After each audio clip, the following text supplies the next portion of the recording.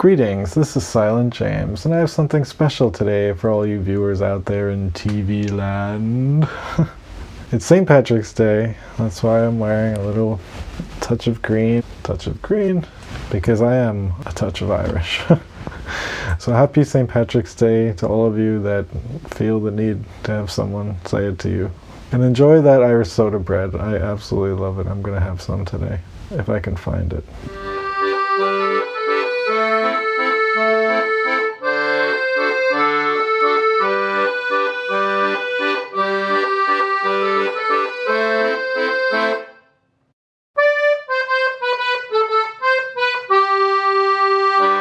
So what are we going to be doing today? I'm going to be live illustrating, but this time it's different. I'm going to be doing it for fun. That's right.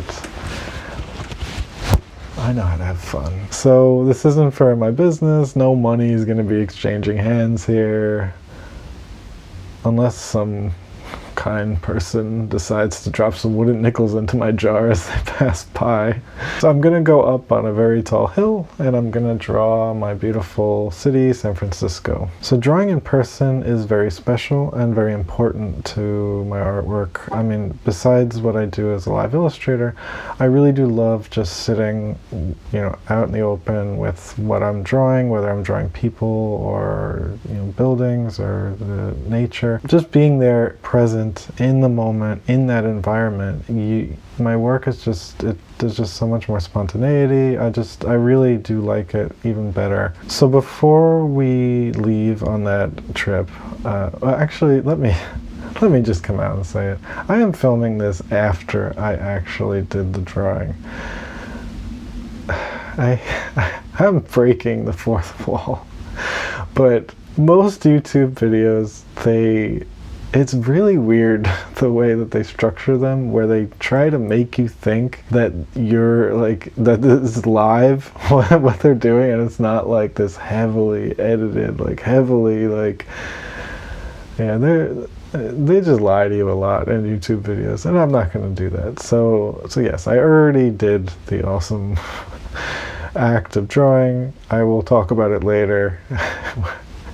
I am going to try to keep the lie going later.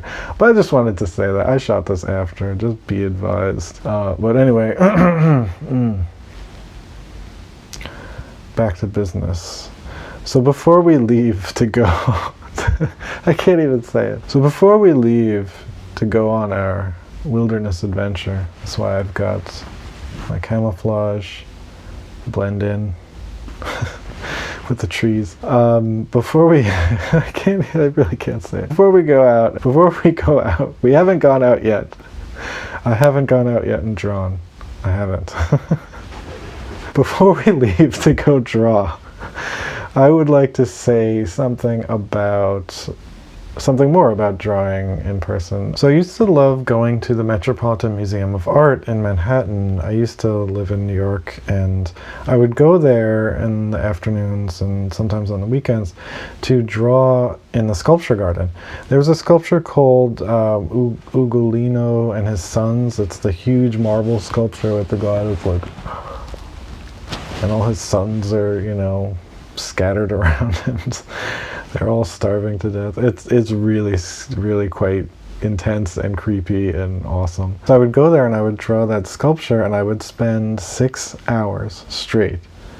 I would not take a break. I wouldn't get up to stretch. I would sit there for 6 hours drawing this sculpture.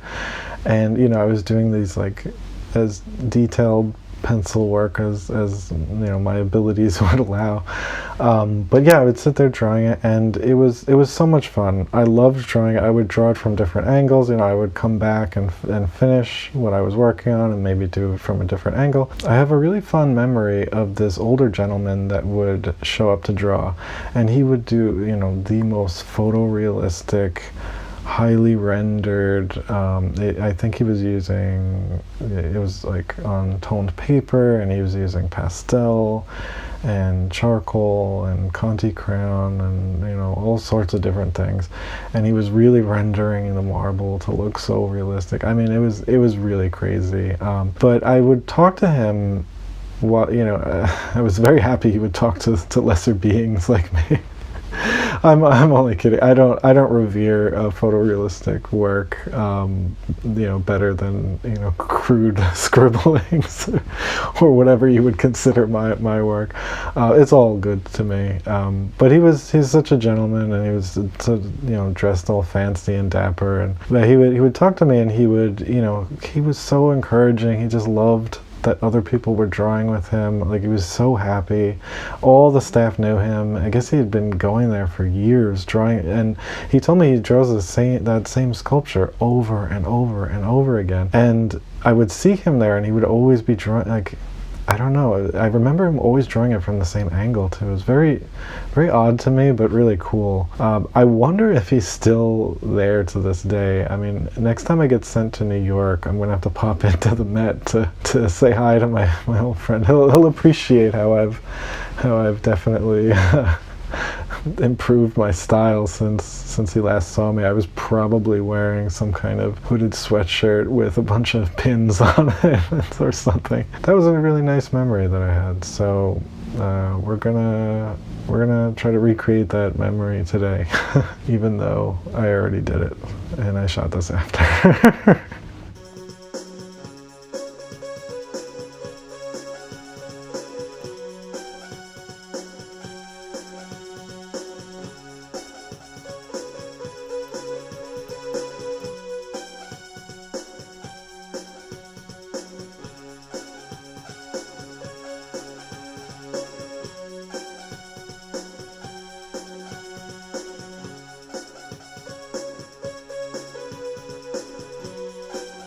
Yeah, so maybe when I was 21 I could sit and draw for 6 hours. But yeah, so I've been here for a couple hours, maybe 2, and I'm done. My bum hurts and I'm hungry. I knew I wanted the bridge in there, so I wanted to make sure I got it in. So I started there, and then I just started drawing around it, the beautiful trees and some of the buildings. As I got further down, I was like, okay, let me draw the rest of the skyline going across, and then I can just fill in the detail going down throughout the whole piece. So I continued to draw, sort of the Midtown area. There was this plane carrying one of those signs, like flapping in the breeze behind it. I'm always astonished when I see those things in this day and age. I think it's really cool. And working my way down the street, drawing across, and then I worked my way all the way down to this construction going on, some kind of crane or something that they were doing. It was a lot of fun to draw. So yeah, I got pretty detailed. I mean, in 2 hours, I'm really happy with how far I got. I love all the little things, all the little trees and stuff. Obviously I didn't. This is not drawn. Like, I'm not an architect or anything like that. But I think this is a pretty cool representation of the city so far. Oh, we're back. Oh, whew. Oh, everything's so different since we filmed that video earlier today. The intro. So, how did it go? It was a lot of fun. I only had one person stop to talk to me. This is something that is pretty consistent when I go to draw in parks and things. People are hesitant to come up to me. Usually, like, I'm lucky if one person will come up to me. And I get it. I'm assuming it's because they think they're interrupting me, or, it's very telling when they speak to me, because they say things like, "Oh, is it okay if I look at what you're doing?" I'm doing it outdoors. It's a drawing. You know how lonely artists are. Of course you can. Of course you can look at what this masterpiece that I'm creating. Of course. Drool. Yes. I know they're doing it out of respect, and that's great, but I'm gonna have to wear a sign or a vest that says yes next to all these things. Yes, interrupt me. Top. Yes, you can look at what I'm doing. Yes, you can take photos. Yes, you can talk to me. Yes, I'm very nice.